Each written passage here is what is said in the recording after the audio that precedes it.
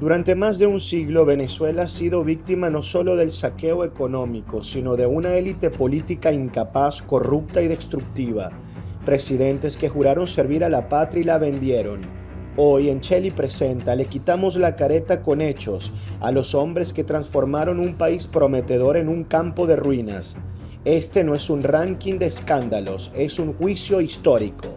Aquí comienzan los archivos oscuros de los 5 peores presidentes de Venezuela. Número 5. Rafael Caldera, miembro fundador del partido de centro derecha COPEI, gobernó Venezuela en 2 ocasiones, de 1969 a 1974 y de 1993 a 1999. Rafael Caldera es uno de los principales culpables de la destrucción de Venezuela. Su primera victoria electoral fue el fruto de un fraude dantesco masificado en el antiguo distrito Pedraza de Barinas. Su adversario, Gonzalo Barrios, de Acción Democrática, quien a pesar de tener el respaldo político partidista de su organización, con un CEN extraordinario presidido por el propio presidente Rómulo Betancourt, padre de la democracia, para judicialmente impugnar esa elección, evitó introducir ese recurso al asegurar que no era ético ni sano para la nueva democracia instalar un sistema hegemónico y monolítico como el del PRI en México.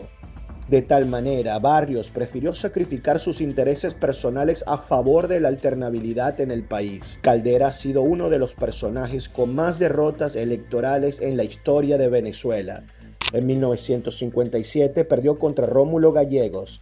En 1958 perdió contra Rómulo Betancourt. En 1963 perdió contra Raúl Leoni y en 1983 perdió contra Jaime Lucinchi. Caldera era un egocentrista, un personaje que, basado en sus impresionantes capacidades intelectuales, quería imponer a dedo a toda costa su errada visión de un país controlado por las élites viciadas. En su primer gobierno pactó significativamente con el castrocomunismo terrorista, abriendo así las puertas de Venezuela a la guerrilla, a pesar de que anteriormente este grupo marginal genocida comandado por el tirano Fidel Castro había tratado por la vía violenta de acabar con la democracia. Caldera no solo recibió a Castro con todos los honores de Estado, además se arrodilló ante este en viajes misteriosos a Cuba, al punto de ser su huésped de honor en residencias privadas del dictador comunista, como en la Isla de la Juventud. Caldera intervino en la Universidad Central de Venezuela, llegó a ser apoyado por el Partido Comunista de Venezuela, promovió el castrocomunismo y a partidos socialistas como el MAS, promovió la antipolítica y la participación abierta de exguerrilleros en la vida pública. La cifra de actas escrutadas en operativo que nos viene por la Pepsi-Cola de todo el país, el virtual ganador de esta contienda electoral con el 31% de los votos es el doctor Rafael Caldera. Con el 24% de los votos es Claudio Fermín, quien está presente ahora en nuestros estudios. Con el 23% de los votos, Andrés Velázquez, y con el 21% de los votos, Osvaldo Álvarez Paz. 1994-1999. En su primer gobierno, Rafael Caldera fue el presidente de la pacificación. Queremos paz, pero sabemos que la paz ha de lograrse a cambio de justicia. Hoy es el presidente de la reconciliación, el presidente que llevará al pueblo hacia el siglo XXI. Ese desarrollo que, como lo dijera Perú y lo confirmara Lebré, tiene que tener una característica especial. Ha de ser desarrollo de todo el hombre y de todos los hombres. Dentro de una de las más álgidas crisis políticas de este siglo, los venezolanos depositaron su confianza nuevamente en un estadista con un toque popular. Sus pensamientos políticos de siempre sentaron la pauta para la campaña de este año. Su sintonía con el sentimiento popular lo llevó al triunfo. Sus enemigos le criticaron por haber abandonado el partido que había creado para sumergirse en el chiripero. Yo soy el candidato del chiripero, es decir, del pueblo de Venezuela. Y las chiripas se convirtieron en el honroso emblema de su campaña y de su triunfo. Rafael Caldera, reelecto por votación popular, obtiene el respaldo mayoritario de los venezolanos. Una vez más, enfrenta un gran reto: asumir sus funciones como jefe de Estado de una Venezuela democrática. Nace el día 24 de enero de 1916 en San Felipe, estado Yaracuy. Hoy, con 77 años de edad, cuenta con una numerosa familia. Casado durante 51 años con Alicia Pietri de Caldera, padre de 6 hijos y abuelo de 10 nietos. En sus años de estudiante se destacó como uno de los más brillantes del Colegio San Ignacio. Cursó su profesión de abogado en la Universidad Central de Venezuela. 8 años más tarde obtiene su doctorado summa cum laude en Ciencias Políticas. Intercambia posteriormente su rol de alumno para ejercer su carrera como docente al ser profesor de Sociología y Derecho en varias universidades del país. Paralelo a su actuación en el ámbito universitario, ejerció una intensa carrera política. Con solo 25 años fue diputado al Congreso Nacional por el estado Yaracuy. En el periodo de 1969-1974, fue elegido por voto popular presidente de la República con una gestión que trascendió al ámbito internacional. Desde entonces, es senador vitalicio. Este 5 de diciembre, el pueblo venezolano se unió para elegirlo presidente por votación popular, otorgándole una importante responsabilidad para salvaguardar nuestra democracia. La responsabilidad de brindarnos una nueva Venezuela. En su segundo mandato, el Producto Interno Bruto per cápita cayó en más de 12% en términos reales entre 1994 y 1999, según cifras oficiales del Banco Central de Venezuela y la CEPAL. La inflación acumulada llegó a superar el 400% en 5 años. De hecho, para 1996, la inflación de Venezuela alcanzó un pico de 100,3.2%, la más alta del continente americano. Se produjo una devaluación masiva del bolívar en su paridad cambiaria. El dólar estadounidense pasó de 105 en 1994 a más de 570 en 1999. En la crisis bancaria, una de las peores que ha vivido Venezuela, quebraron 18 bancos, incluyendo el Banco Latino, Banco de Venezuela, Banco Consolidado, entre muchos otros. Hubo una fuga misteriosa de más de $12.000 millones del erario público en supuestos rescates bancarios sin castigo judicial real contra los responsables. Si algo pudiéramos concluir de lo ocurrido en esta materia a lo largo del mes, es que parece haberse afianzado una vez más la impunidad de los delitos financieros. Por otra parte, la confusión y falta de precisión en las informaciones suministradas por los voceros oficiales han venido a complicar aún más las cosas, porque uno no sabe cuándo y a quién creer. El pasado 31 de enero, el ministro encargado de Hacienda, Luis Xavier Grisanti, desmintió informaciones según las cuales los bancos Profesional, Principal, Ítalo-Venezolano, Federal y Unión se encontraban en situación irrecuperable. Los depositantes de los bancos que han sido mencionados en la prensa en el día de hoy pueden estar tranquilos acerca de la situación de sus depósitos. Pero mucha confusión reinó cuando horas más tarde la Junta de Emergencia Financiera dio a conocer la estatificación de los bancos Profesional, Principal e Ítalo-Venezolano. Yo creo que una de las cosas perversas que ha ocurrido en todo este proceso, que ha alimentado de manera no buscada, de manera no deliberada, pero que ha tenido un efecto enorme, ha sido esa imposibilidad de llevar un discurso claro y definitivo que la gente compre, que la gente acepte, que la gente crea. Y en la medida en que usted diga cosas que no le creen, entonces usted va a seguir teniendo crisis de credibilidad y generando mayor confusión. La noticia provocó más indignación que sorpresa, y superado este primer impacto, los afectados debieron enfrentar la nueva situación que se les planteaba y cargar con su angustia a cuestas. La Junta de Emergencia Financiera anunció que los depósitos del público de los bancos estatificados Principal, Ítalo Venezolano y Profesional serían trasladados a los bancos Consolidado, Latino y Venezuela, respectivamente. La medida, según la Junta, busca preservar los intereses de los depositantes. Pero quedaba aún por resolver el caso del Banco Unión, para el cual el gobierno decidió poner en práctica una nueva estrategia de salvamento que involucrara a la banca privada, que hasta ahora no había asumido su cuota de responsabilidad en esta crisis financiera. El patrimonio del Banco Unión sería fortalecido de la siguiente manera: 3.000 millones de bolívares que aportarían sus actuales accionistas, 3.000 millones de bolívares que le inyectarían los bancos Provincial, Mercantil, Caribe, Caracas y un grupo de pequeños bancos, y 12.000 millones de bolívares que obtendría de Fogare. El propio estado de salud de Rafael Caldera para su segundo mandato no era apto para ejercer funciones.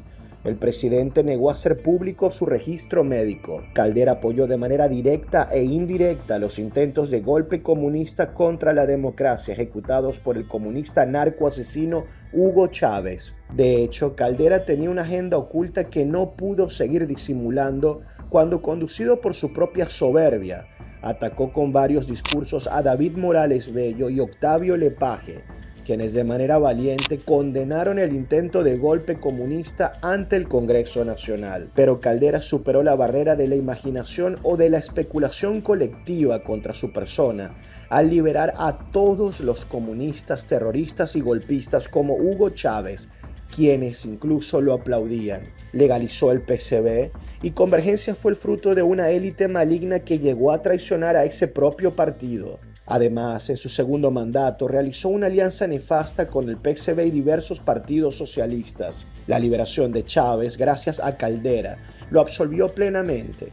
Le dio a este un escudo blindado para ingresar a la política y exterminar por completo a Venezuela creando el MBR. Caldera fue uno de los jinetes de la antipolítica y será recordado por su sombra en todo el país.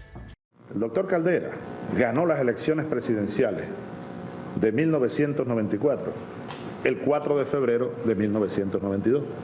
Él ganó esas elecciones allí. El 4 de febrero es una fecha de esas que cambia de verdad el panorama histórico de una nación.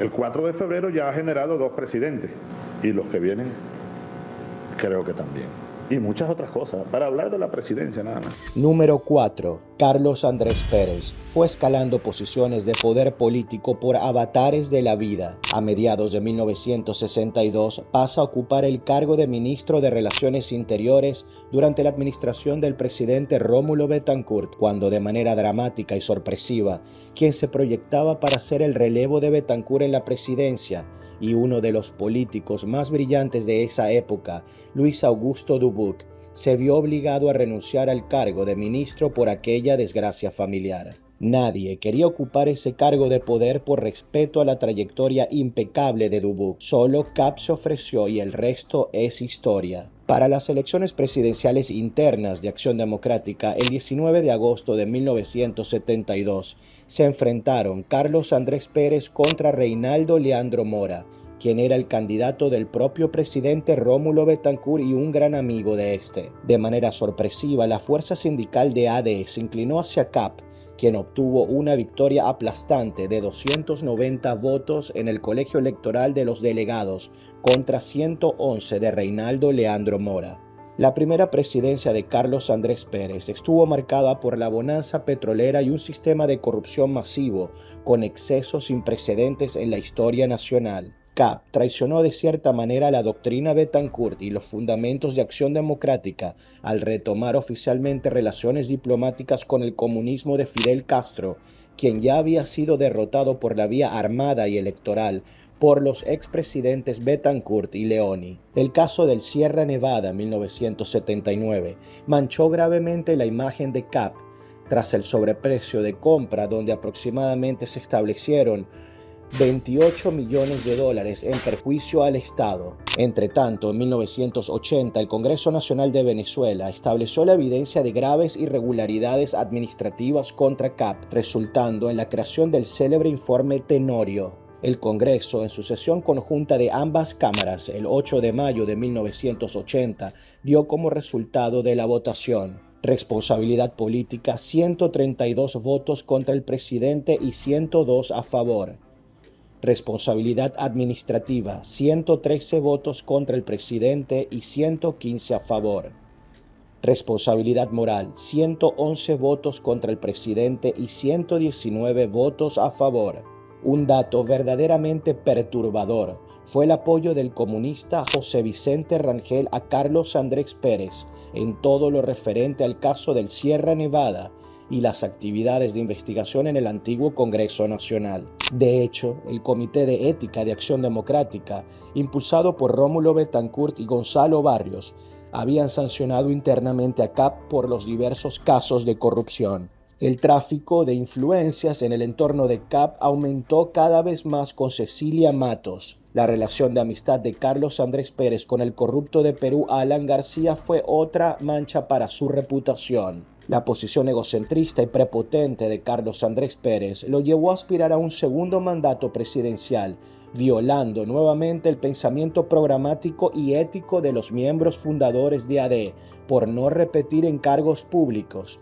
y así evitar técnicamente la creación de un modelo monolítico adverso a la alternabilidad democrática. A CAP no le importó frenar a cualquier generación de relevo y elección interna de AD. Ganó con amplio margen por segunda vez en proceso interno a Octavio Lepage, a pesar de ser postulado por Acción Democrática, que le garantizó una victoria sólida y un respaldo sincero. Paradójicamente, empezó a crear una retórica antipolítica, colocando a cargos importantes a personajes sin ningún tipo de experiencia política, fibra moral o sensibilidad social. Una nueva élite llegó al poder. La mayoría había jurado lealtad absoluta a CAP, tras beneficiarse de Funda Ayacucho. En su segundo mandato, CAP profundizó relaciones con el comunista terrorista Fidel Castro, quien siguió conspirando contra Venezuela. Otro gigante escándalo involucró a CAP cuando, mediante la Operación Orquídea y con fondos de la partida secreta, apoyó operación en Nicaragua para Julieta Chamorros. CAP y Caldera produjeron la destrucción de Viasa, una de las mejores aerolíneas del mundo, rematándola a Iberia de España, creando así un vacío lamentablemente en las principales operaciones aéreas del país. Son 2.226 familias que quedan en la calle.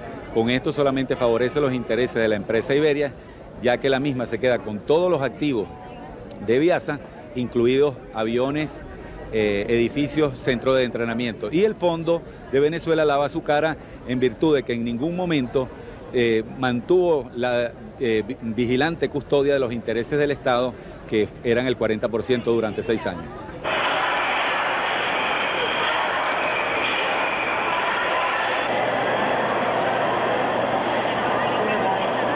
Viasa unida jamás será vencida. Viasa unida jamás será vencida.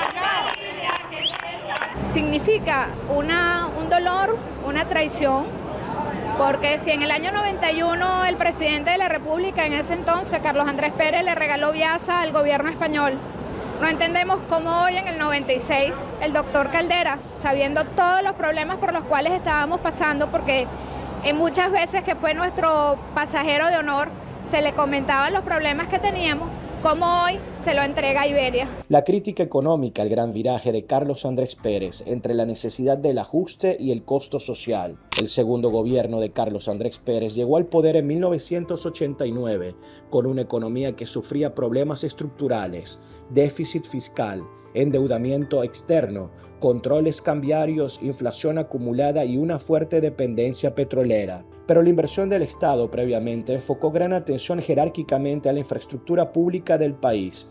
De hecho, el gobierno del presidente saliente Jaime Luccinchi culminó con el índice de aprobación más alto en toda la historia de Venezuela. En las regiones, la inversión pública se esfumó. Ni siquiera a través de FIDES o fondos especiales se construyeron obras. CAP produjo un efecto negativo al otorgar cheques en blanco a estructuras corruptas que llegaron a establecer incluso enlaces con el narcotráfico en diversas regiones del país.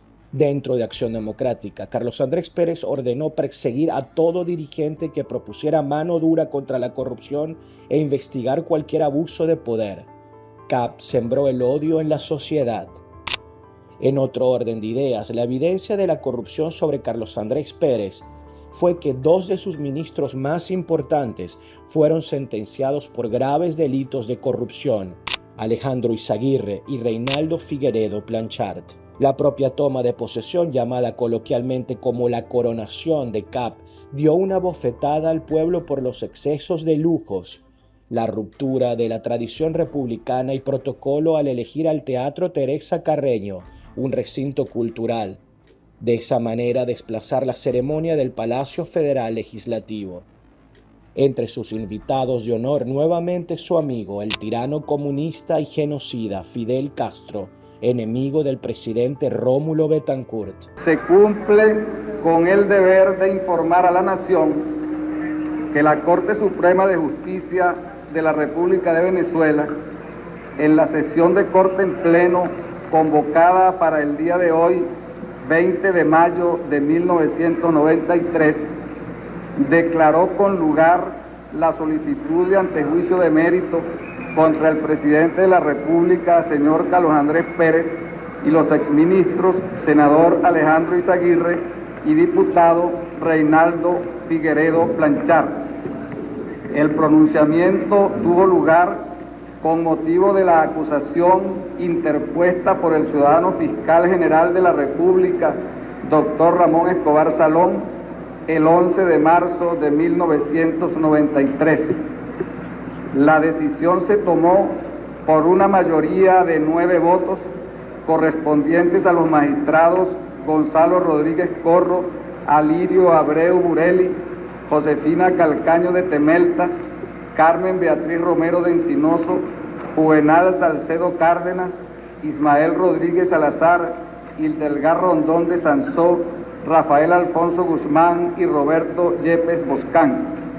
Salvaron su voto los magistrados doctores Luis Enrique Farías Mata, Cecilia Sosa Gómez, Alfredo Ducharne Alonso, Carlos Trejo Padilla, Aníbal Rueda y Héctor Grisanti Luciani.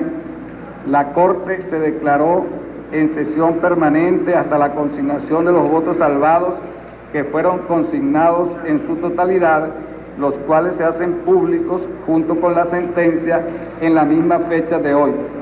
El presidente de la Corte convoca a los medios de comunicación social a una rueda de prensa para el día de mañana, viernes 21, a las 11 de la mañana, para dar informaciones complementarias y responder a las preguntas que quieran formular los representantes de la prensa nacional y extranjera. A pesar de todas las sugerencias de la comunidad de inteligencia, tanto civil como militar, y del CEN de Acción Democrática, por investigar y sacar del gobierno al general Fernando Ochoa Antich por sus supuestos nexos con el golpista Hugo Chávez, CAP hizo caso omiso y lo premió con nuevos cargos políticos en su gabinete, al igual que Caldera, que lo nombró embajador de Venezuela en México sin siquiera tener carrera diplomática. Dentro de todas estas aberraciones administrativas, se puede rescatar 2 elementos muy positivos de Carlos Andrés Pérez. Esto no pretende justificarlo, pero sí hacer un análisis periodístico objetivo de su expediente. Su valentía al enfrentar el intento de golpe de Estado en 1992 y su actitud valiente al separarse a modus propio del cargo ante la tormenta de denuncia en su contra. Las principales cifras negativas del segundo gobierno de Carlos Andrés Pérez, que abarca de 1989 a 1993, se centran en la grave crisis económica heredada que incluyó alta inflación, contracción inicial del Producto Interno Bruto y un fuerte impacto social. El promedio anual fue de alrededor 44.6 en torno a la inflación. En 1989, 84.5. En otros años, en el 90, 40.7. En el 91, 34.2. En el 92, 31.4. La inflación siguió siendo elevada y erosionó el poder adquisitivo del venezolano. Entre tanto, el crecimiento del Producto Interno Bruto para 1989 tuvo una contracción de menos 8.6%. El Producto Interno Bruto per cápita promedio anual del periodo solo fue de más 0,42%. Otros indicadores negativos. El índice de miseria y pobreza alcanzó el 71,13% en el primer año en 1989, uno de los más altos en todo el siglo de Venezuela. Desde las primeras horas de la mañana, miles de venezolanos se congregan frente a los supermercados y tiendas de Caracas haciendo cola para comprar productos alimenticios. Esta es una situación totalmente nueva para la población de esta ciudad que casi nunca ha estado acostumbrada a hacer cola para comprar alimentos, pero es una muestra del grave desabastecimiento que sufre la ciudad desde los desmanes ocurridos en los primeros días de la semana pasada. ¿Hace cuánto tiempo que no se tenían que hacer colas? ¿Que no veía usted este tipo de colas para comprar comida? Yo en Venezuela nunca he hecho cola para comprar comida.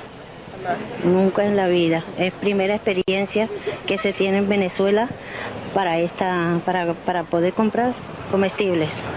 Bueno, es algo insólito, nadie lo esperaba. Totalmente nuevo para ustedes. Sí, realmente. ¿Nunca había habido este tipo de revueltas, de saqueos, de pillaje? Jamás, jamás. En todo el tiempo que usted recuerda haber vivido acá, ¿no ha tenido que hacer cola? Desde que nací. Nunca recuerdo haber hecho cola para comprar. Primera vez que se ve esto. Es una situación totalmente nueva para ustedes. Para nosotros nueva. ¿Qué piensa de todo lo que ha ocurrido en el país en los últimos días? Bueno, que esto es la elección que ha dado al pueblo, de que la cosa es que hay que hacer justicia, pues.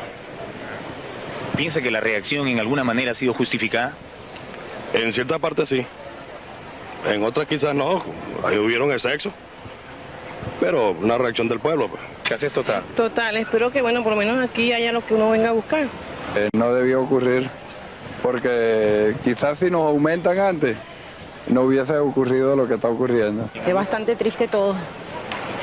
Quisiera que pidiéndole a Dios para que todos volvamos a la paz y a la tranquilidad, porque tenemos niños y tenemos que salir a trabajar y todo eso es un inconveniente muy grande.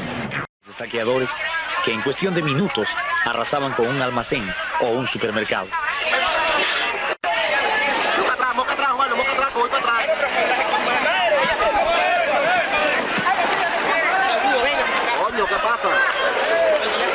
Antes de que la policía pudiera reaccionar, cientos de tiendas ya habían sido saqueadas.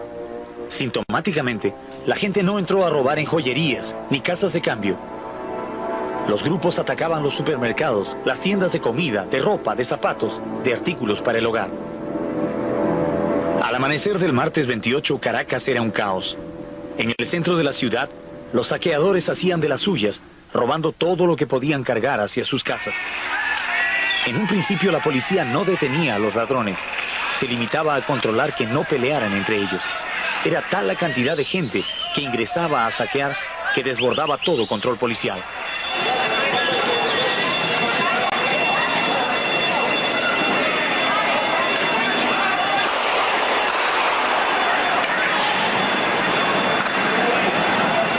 El déficit fiscal y reservas fue catastrófico. Heredó un déficit fiscal récord de 9,8% del Producto Interno Bruto. Las reservas internacionales fueron muy bajas, apenas de $300 millones netos disponibles en algunos momentos. Que según decreto presidencial debía quedar en 10.50, fue cobrado a 15 bolívares. De inmediato, muchas personas protestaron por las medidas, ya que una gran parte de la población que vive en La Guaira trabaja en Caracas. Los estudiantes, así como los representantes, se quejaron por el aumento de la tarifa y expusieron sus razones. Yo vivo en Carmen de Uria y yo semanalmente tengo que gastar 100 bolívares en pasaje con este nuevo aumento. En los actuales momentos están cobrando, de acuerdo a la tarifa anterior, 2 y 3 bolívares. En estos instantes están cobrando hasta 8 bolívares y eso es incorrecto. Esta situación se tornó aún más tensa en el barrio La Lucha y en la avenida Páez de Catialamar, donde fue paralizado el tránsito automotor durante 7 horas. Allí se presentaron escenas de saqueo a transportes de alimentos y comercios. El costo de las pérdidas provocadas por estos sucesos aún se desconocen. Para solventar esta situación se hicieron presentes en el sitio efectivos de la Comisaría de La Guaira y de la Policía Metropolitana. Atacándonos con piedras y botellas y otros pedazos de cabilla. Entonces me urge la presencia de la Brigada Especial, por lo menos 2 escuadras. Y además me envía la comisión del, ¿cómo que se llama? De Mazurca y los bomberos para que apaguen estas llantas que están encendidas. Esta mañana se presentó una manifestación que era de otro carácter, ¿no? Los usuarios estaban disgustados porque estaban protestando porque los dueños de autobuses querían cobrar 15 bolívares. Entonces se concentraron allá en el distrito, frente al distrito, y no hubo ningún tipo de procedimiento lamentable. Nosotros comprendemos el pueblo y nosotros somos parte del pueblo. Pero estos señores son zagaletones, profesionales, ustedes ven, tienen capucha. Por ahí dijo un ministro que todo aquel que tenía derecho a protestar no tiene por qué taparse la cara. Entonces nos están atacando. Pese a esta situación, hubo quienes reconocieron que los saqueos fueron en gran parte injustificados. Yo considero que el problema que estamos reclamando la colectividad en Catialamar es el acta indiscriminada del pasaje que quiere imponer los autos libres y por puerto. Yo creo que si la colectividad mañana se le ofrece respetar la tarifa que el gobierno ha puesto, creo que se resuelve el problema. Sencillamente se está tergiversando esta situación y va en perjuicio de la comunidad, de los comerciantes. Los comerciantes ahorita no tienen culpa del problema que está pasando. Y el gobierno debe apoyar también con pasaje, con movilizar todos los vehículos que el gobierno tenga, todos los diferentes, todos los ámbitos, para que trasladen a la gente a su trabajo, sobre todo a los que trabajamos en Caracas. Esa es la situación. El legado de Carlos Andrés Pérez será una de las manchas más grandes en la historia política del país. Un hombre amado y odiado por otros, que al final de cuentas nunca pudo explicar cómo su gabinete vive de lujos hasta el sol de hoy, jamás explicando cuáles fueron sus ingresos. La presentación de memoria y cuenta queda en el olvido porque jamás fue coherente entre palabra y acción. Número 3. Marcos Pérez Jiménez instauró una de las dictaduras más brutales, genocidas y siniestras de la historia del continente americano entre 1952 y 1958. Este tirano de extrema derecha consolidó un régimen de terror que pisoteó sistemáticamente los derechos humanos, las instituciones democráticas y la dignidad del pueblo venezolano. Si eras el jefe de información o el jefe de redacción, a recoger todo el material que el periódico iba a publicar al día siguiente. Entonces llevabas ese material con fotografía, los llevabas a la gobernación. Entonces el gobernador delegaba en alguien. En el caso de Caracas se hizo famoso Vitelio Reyes, un historiador. La prensa y la radio, sometidas a esta constante vigilancia, se ven obligadas a implementar la autocensura.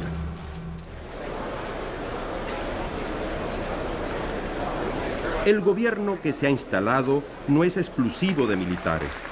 Destacados profesionales del mundo civil pasan a formar parte del gabinete o van a las gobernaciones. Se robó las elecciones, persiguió, torturó y asesinó a sus adversarios políticos sin el menor escrúpulo. Bajo su mando, la terrible Dirección de Seguridad Nacional, dirigida por el despiadado Pedro Estrada, actuó como un verdadero aparato de represión y terror, practicando detenciones arbitrarias, torturas físicas y psicológicas, desapariciones y ejecuciones extrajudiciales. Creó campos de concentración como Huasina y Zacupana en el delta del Orinoco, inspirados en los modelos de Auschwitz y Treblinka. Estos lugares infernales, rodeados de selva inhóspita, inundaciones, ciénagas, malaria y enfermedades, fueron el escenario de trabajos forzados, hambruna, torturas sistemáticas y muertes.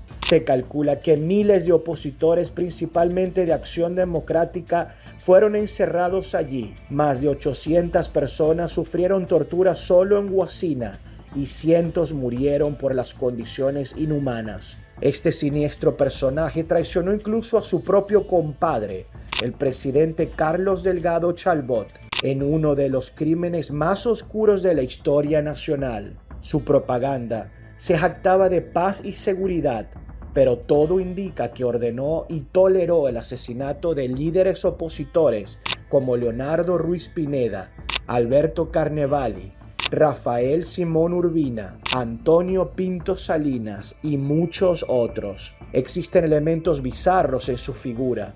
Inició un acercamiento con Rómulo Betancourt, a quien luego persiguió con odio visceral. Su vida privada estaba marcada por escándalos sexuales, bacanales y orgías, mientras proyectaba una falsa imagen de hombre de estado austero. Se arrodilló ante intereses económicos extranjeros y contó con el apoyo de administraciones nefastas como la de Dwight Eisenhower. Su régimen de facto robó múltiples elecciones. La del 2 de diciembre de 1952 fue particularmente fraudulenta. Su partido, el Frente Electoral Independiente, fue aplastado por la Unión Republicana Democrática de Jovito Villalba. Al ver el rechazo popular, disolvió el Congreso Nacional, eliminó todos los partidos políticos, suspendió garantías constitucionales y convirtió a la seguridad nacional en un brazo terrorista. Se produjeron más de 6.000 detenciones arbitrarias y más de 400 asesinatos. Según el Estatuto de Roma, su dictadura cometió crímenes de lesa humanidad. Intervino centralmente los poderes públicos con militares no calificados. El sistema de ascensos dependía solo de su capricho, mientras el alto mando militar tejía redes de corrupción. Pérez Jiménez coleccionaba lujosos obscenos de autos como el Mercedes-Benz 300 XL, con valor equivalente actual superior a $200.000, en un país donde apenas el 2,3% de la población podía acceder a un vehículo de la época. El saqueo de las arcas públicas fue dantesco. Acumuló una fortuna ilícita estimada en cientos de millones de dólares. A pesar de que su salario oficial como militar y presidente era de apenas unos $200 mensuales, su fortuna calculada superaba los 700 millones de dólares. Compró lujosas mansiones, una valorada en unos 30 millones de euros en La Moraleja de Madrid, otra de 57 millones de dólares estadounidenses, ubicada en Pine Tree Drive en West Palm Beach, Estados Unidos. Vivió en suites de hoteles de lujo como el Sands Souci en Miami Beach antes de adquirir propiedades millonarias. Su vida privada estuvo plagada de escándalos, bacanales y orgías en la isla de los monjes. Amantes que incluían a la misteriosa espía Marita Lawrence, que también estaba ligada a Fidel Castro. Una supuesta hija con ella revela extrañas conexiones entre estos personajes. Uno de los datos más oscuros del dictador Pérez Jiménez fue el siguiente, y es que recibió en su mansión de Madrid al tirano comunista terrorista Hugo Chávez, a quien asesoró directamente para la campaña presidencial de 1998. Mostrando así cómo la extrema derecha y la extrema izquierda se encuentran en la tiranía, algo similar al pacto Ribbentrop-Molotov. La mano firme del presidente de Estados Unidos, John F. Kennedy, contra la corrupción permitió su extradición desde Estados Unidos en 1963, pese a los intentos de sus abogados por frenar esta medida judicial. El juez federal Arthur Goldberg y el FBI respaldaron el proceso. En Venezuela fue juzgado y condenado por peculado y malversación. Su enriquecimiento ilícito quedó demostrado con pruebas irrefutables de comisiones de sobreprecios y desvíos en contratos públicos. 4 years legal battle to have him extradited from the United States, where he had sought refuge in 1958. The plush refuge he found was in Miami Beach's Millionaire's Row. His $400,000 estate is suggestive of the $700 million personal fortune estimated earlier this year in a federal court suit. Pérez Jiménez brought his wife and family here with him after a bloody revolution toppled his dictatorship. An active man, and these pictures taken during his stay in Florida show how active, he was nevertheless less flamboyant than the average picture of a Latin American ruler. Though the present Venezuelan government of President Betancourt had sought his extradition on charges of political murder, as well as the embezzlement of $13 million of national funds, the U.S. courts granted it only on the embezzlement count. And according to the treaty of extradition signed between the two nations in 1922, this is the only thing he can be tried for in his native courts. The maximum sentence he could receive would be 12 years imprisonment. Marcos Pérez Jiménez no fue un líder, fue un villano tiránico que sumió a Venezuela en el terror y la corrupción, dejando un legado de sangre, saqueo y represión que la historia condena sin ambages. que yo creo que el general Pérez Jiménez fue el mejor presidente que tuvo Venezuela en mucho tiempo. Fue mejor que Rómulo Betancourt. Fue mejor que toditos ellos, no los voy a nombrar. Fue mejor. Lo odiaban porque era militar. Lo odiaban porque era militar. Yo fui a visitarlo allá, en Madrid, estaba ya viejo el hombre. Tenía un infarto. Me atacaron de una vez. Seguro que ahorita van a atacarme Chávez, alabando a Pérez Jiménez. ¿Te das cuenta el dictador? Digan de mí lo que les dé la gana, escuálido. Yo no les hago caso a ustedes. Pierdan el tiempo que quieran.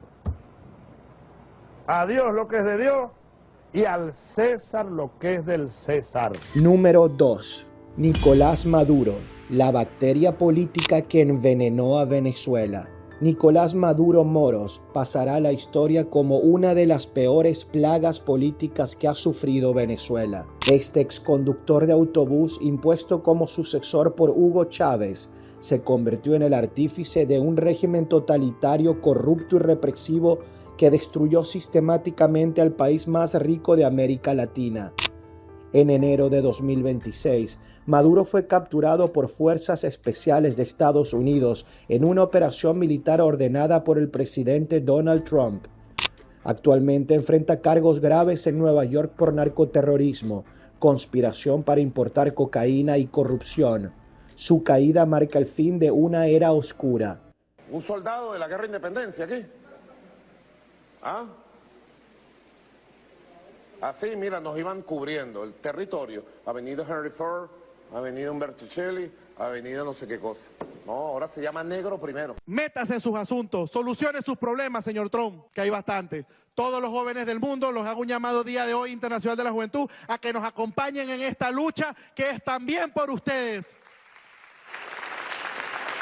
Porque si se diera el supuesto negado de mancillar el suelo patrio, los fusiles llegarían a Nueva York, señor Trump. Llegaríamos y tomaríamos la Casa Blanca. Porque esto de Vietnam quedaría pequeño, como dirían mis antecesores. Pero no es lo que queremos. No vamos, nunca hemos sido, ni seremos gente de guerra. El campeón de la paz, Nicolás Maduro, hace 2 días le tendía la mano, señor Trump. ¡Mierda! Negro.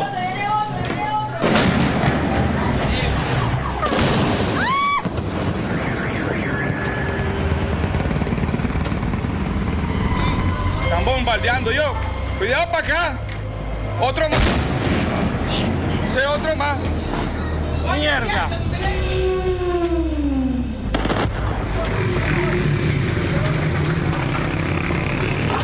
Vivo y en directo las imágenes de lo que fue el ataque ocurrido la madrugada del día de hoy, en este punto en particular, contra la base aérea La Carlota. Dios mío, pobre. Ha comenzado derechamente el ataque militar terrestre de Estados Unidos contra Venezuela. Se escuchan helicópteros, son las 1:58 de la mañana. Captura y detiene al dictador Maduro y a su mujer, lo traslada en una embarcación militar a través del Caribe. Faltaban 10 minutos para las 2 de la mañana y se comenzaron a escuchar, explosiones. Vámonos rápido porque estamos cerca del mar. Vámonos rápido. And early today, at my direction, the United States Armed Forces conducted an extraordinary military operation in the capital of Venezuela. Overwhelming American military power, air, land, and sea, was used to launch a spectacular assault. And it was an assault like people have not seen since World War II. It was a force against a heavily fortified military fortress in the heart of Caracas to bring outlaw dictator Nicolas Maduro to justice. This was one of the most stunning, effective, and powerful displays of American military might and competence. Maduro gobernó casi 13 años robándose elecciones una y otra vez mediante fraude masivo, control total de las instituciones y represión brutal. instauró un régimen híbrido comunista, permitió que se desviaran cientos de miles de millones de dólares del erario público. Solo entre 2021 y 2022, empresas fantasmas vinculadas a su entorno desviaron 11.000 millones de dólares en ingresos petroleros. Las pérdidas acumuladas por fraude en PDVSA superan los 17.000 millones de dólares. Se identificaron más de 3.900 millones de dólares en bienes decomisados entre mansiones, aviones privados, yates, joyas y cuentas bancarias en más de 20 países. Y toma medidas de sanciones aquí, medidas de sanciones allá. Y le digo, señores del imperio, ni con 1 millón de sanciones detendrán los CLAP. Los CLAP son del pueblo y nadie se los quita. El Departamento del Tesoro de Estados Unidos anunció nuevas sanciones en contra de 3 hijastros de Nicolás Maduro, un empresario colombiano y una docena de individuos y compañías sospechosas de estar envueltas en una red de corrupción relacionadas con las importaciones de alimentos. El secretario del Tesoro norteamericano, Steve Mnuchin, acusó a los hijastros y al empresario Alex Naim Saab de robar dinero del Programa Nacional de Alimentos en repetidas ocasiones. Ellos usan la comida en forma de control social para premiar a partidarios políticos y castigar a los opositores. Todo esto mientras se guardan cientos de miles de dólares a través de numerosos esquemas fraudulentos. Estados Unidos también dice que las sanciones, que impiden a los involucrados tener acceso al sistema financiero norteamericano, no detendrán el envío de comida y medicinas a Venezuela a través de canales humanitarios. El país todavía está enfrentando una grave crisis económica que Maduro atribuye a las sanciones estadounidenses. Son más de 3 millones de venezolanos los que han abandonado su país de origen. Venezuela fue catalogada como uno de los países más corruptos del mundo. Pactó con figuras opositoras corruptas como Henry Ramos Alup para enterrar investigaciones sobre su propia nacionalidad y casos en su contra. Bajo su mando, Venezuela vivió uno de los colapsos más severos de la historia moderna en tiempos de paz. Contracción del Producto Interno Bruto, caída acumulada de 75%. En 2024, la economía era solo del 28% de lo que era al inicio de su gobierno. La hiperinflación alcanzó un pico demencial de 130.6%. La producción petrolera derrumbada fue de apenas 60%, pasando de millones de barriles diarios a niveles mínimos. En términos de salario y pobreza extrema, el salario mínimo real se pulverizó en 99.8%. La pobreza extrema se disparó drásticamente. Se produjo un éxodo masivo que nunca antes había visto el país. 8 millones de venezolanos aproximadamente huyeron del territorio nacional, convirtiéndolo en la segunda mayor crisis migratoria del mundo. En términos de violaciones de derechos humanos y represión sanguinaria, Maduro convirtió al Estado en una maquinaria de terror. Más de 19.000 detenciones y presos políticos, muertes y ejecuciones, miles de venezolanos asesinados en protestas y operativos. La ONG Provea documenta más de 10.000 ejecuciones por fuerzas de seguridad en una década. Tortura y desaparecidos, miles de casos de detenciones arbitrarias, incomunicadas y torturas. La misión de determinación de hechos de la ONU calificó varios actos como crímenes de lesa humanidad. La masacre del Junquito y otros operativos evidenciaron el uso del aparato militar y colectivos armados para torturar y asesinar a opositores e inocentes. Maduro se arrodilló ante los Castro comunistas, entregando el Tesoro Nacional, petróleo, oro y minerales a cambio de apoyo. Desaparecieron reservas de oro del Banco Central. Jamás presentó memoria y cuenta creíble. Creó un archipiélago de centros de tortura en todo el país. Sus alocuciones interminables revelan a un hombre inculto, marginal e incompetente, elevado a dedo por su padre político, el tirano Hugo Chávez. Persiguió a la prensa libre, cerró medios de comunicación, exilió a periodistas y convirtió a Venezuela en una cárcel a cielo abierto. Nicolás Maduro no fue un presidente, fue un criminal de Estado. un villano que robó, torturó, mató de hambre y hundió a toda una nación por ambición personal y lealtad a una ideología comunista fracasada. Su legado es ruina, dolor y millones de vidas destrozadas. Venezuela ya respira. Su captura es solo el inicio de la justicia que el pueblo merece. Número 1. Hugo Chávez, el peor villano de la historia moderna de Venezuela. Hugo Rafael Chávez Frías pasará a la historia como el mayor destructor y villano que ha conocido Venezuela. Este golpista fallido comunista, ex militar resentido y demagogo populista, convirtió al país más rico de América Latina en un laboratorio del desastre comunista que aún hoy cobra millones de víctimas. ¡Socialista o muerte! Y también soy marxista. Para que les duela más. Si para usted Cuba es una dictadura o no es una dictadura. Sí, es una dictadura. Sí, es una dictadura. Yo lanzo la siguiente pregunta. ¿Dónde habrá más democracia? ¿En Estados Unidos o en Cuba? ¿Quién tiene el democratómetro para medir eso? ¿Será verdad que en Estados Unidos hay más democracia que en Cuba? Yo no tengo duda en decirlo. En Cuba hay más democracia que en los Estados Unidos.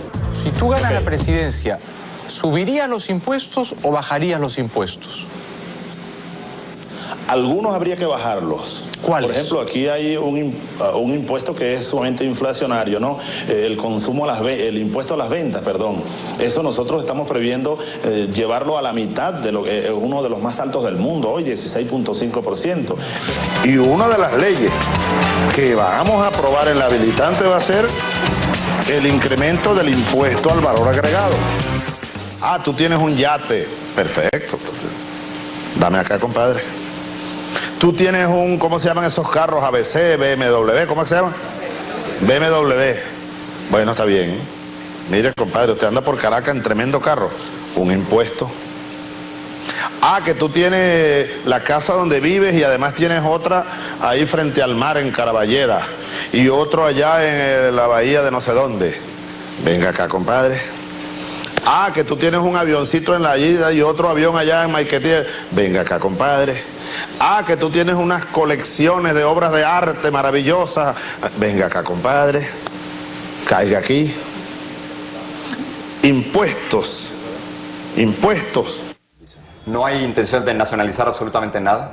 No, absolutamente nada. Incluso hemos dicho, nosotros estamos dispuestos a darle facilidades aún más de las que hay a los capitales privados internacionales para que vengan aquí a invertir en las más diversas áreas: agricultura, agroindustria, petroquímica, industria gasífera, todo lo que es el desarrollo del país, que tenemos vea que tenemos un proyecto bastante ambicioso que necesitará de la inversión privada. Yo aprovecho para hacer un llamado a todo el mundo. Yo no soy el diablo, yo soy un hombre que va con los mejores lazos de hermandad a trabajar conjuntamente con todos los países de América Latina, de Norteamérica y del mundo entero. El sector briquetero, nacionalícese. ¿No hay intención de nacionalizar absolutamente nada? No. La empresa Matesi, nacionalícese. No. La empresa Consigua, nacionalícese. La empresa Orinoco Iron, nacionalícese. No. La empresa Benprecar, nacionalícese. Fue el padre de la tragedia, el arquitecto de la ruina y el origen de todo el mal que después perfeccionó su sucesor. Chávez gobernó Venezuela durante 14 años entre 1999 y 2013 tras un fallido golpe de Estado en 1992. Desde el poder instauró un régimen autoritario, personalista y corrupto que sentó las bases para la catástrofe total. Su obsesión ideológica y su odio visceral destruyeron instituciones, economía y libertades. Chávez inició el gran festín de la corrupción chavista. Durante su mandato, se desviaron cientos de miles de millones de dólares de la renta petrolera. PDVSA se convirtió en una caja chica del régimen. Se crearon miles de empresas fantasmas. Se firmaron contratos millonarios sin licitación y se financiaron aliados internacionales como Cuba, Irán, Bielorrusia, Nicaragua y grupos terroristas. Transparencia Venezuela y expertos independientes estiman que en la era Chávez-Maduro, el desfalco total superó los $500 millones sistemáticos. Chávez dejó las semillas de las grandes tramas que después florecieron: sobreprecios, malversación y un Estado convertido en una empresa criminal. Chávez convirtió el odio en política de Estado. Denunciaba constantemente a Estados Unidos como el imperio, el diablo y el culpable de todos los males. Gritaba en aló presidente mientras insultaba a presidentes estadounidenses, expulsaba embajadores y amenazaba con cerrar bases militares imaginarias. Su sentimiento anti-Estados Unidos visceral lo llevó a aliarse con dictadores y terroristas en todo el mundo. Igual de feroz fue su odio contra el presidente Rómulo Betancourt, el padre de la democracia venezolana. Chávez lo denigraba constantemente, lo llamaba traidor y representante del punto fijismo que tanto despreciaba. Betancourt representaba todo lo que Chávez odiaba: democracia, libertad, alternabilidad, respeto a la Constitución y amistad con Occidente. Rómulo Betancourt, ese fue un presidente al que hace poco le rendían honores, claro, la burguesía, los adecos y sus derivados le rendían honores, porque para ellos es la figura histórica más grande. Llegaron a llamarlo el padre de la democracia, imagínate tú. Rómulo Betancourt. Bueno, un día como hoy, hace 50 años, Rómulo Betancourt era presidente, era 1961. Ese día Betancourt inauguró su doctrina policial: disparar primero y averiguar después. Lo dijo como hoy, porque ese mismo día allanaron las casas de los partidos políticos de la izquierda, el Partido Comunista, el Movimiento de Izquierda Revolucionaria. Detuvieron a centenares de dirigentes políticos sin fórmula previa, hasta unos venezolanos que venían de Cuba. Llegaron en un avión a Maiquetía, fueron detenidos y de una vez para la cárcel. Y en un discurso para la historia, el presidente Betancourt dijo: disparen primero y averigüen después. Y esa fue la política policial militar de todos los gobiernos del Pacto de Punto Fijo: el asesinato, la represión, el atropello contra el pueblo, cuya máxima expresión se vio por estas calles de Caracas aquellos días trágicos, terribles y sangrientos del 27 y 28 de febrero de 1989. Chávez destruyó sistemáticamente el legado democrático de Betancourt y de los partidos tradicionales. Aunque recibió los precios petroleros más altos de la historia, Chávez dejó las bases de la destrucción. La deuda externa se disparó brutalmente. Más de 5.000 empresas y hectáreas fueron confiscadas, destruyendo la producción nacional. Comenzó el declive irreversible por mala gestión de PDVSA. Impuso controles de precios y divisas que generaron escasez y distorsiones que luego explotaron en hiperinflación. Cuando dejó el poder, el país ya mostraba signos claros de colapso institucional y económico. Su revolución satánica fue el detonante de la mayor contracción económica de la historia contemporánea. Chávez abrió las puertas a la represión sistemática, cerró y censuró medios de comunicación, controló militarmente el Tribunal Supremo, el Consejo Electoral y la Fiscalía.